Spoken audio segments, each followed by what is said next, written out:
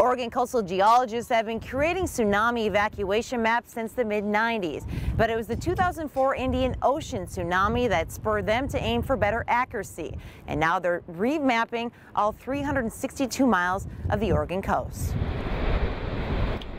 The devastating tsunami wave that hit Japan prompted emergency crews here to turn on the sirens and flashing lights. In terms of actually evacuating coastal residents, the method all along has been to follow this evacuation map. The tsunami evacuation area and the arrows point to where to go. But Oregon coastal geologist Rob Witter says this map is too vague, so he's creating a more efficient model for emergency crews and residents to use.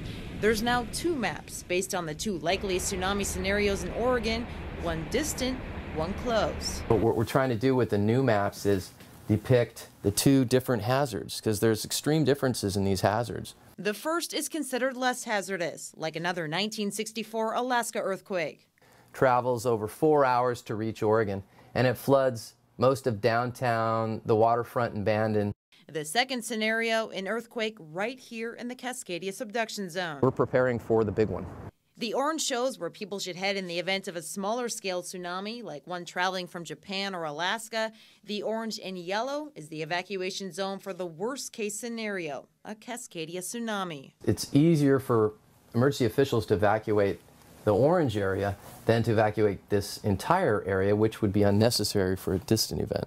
So how is he drawing up these maps? Well, it's based on previous earthquakes in this area, as well as geophysical models of how earthquakes create tsunamis.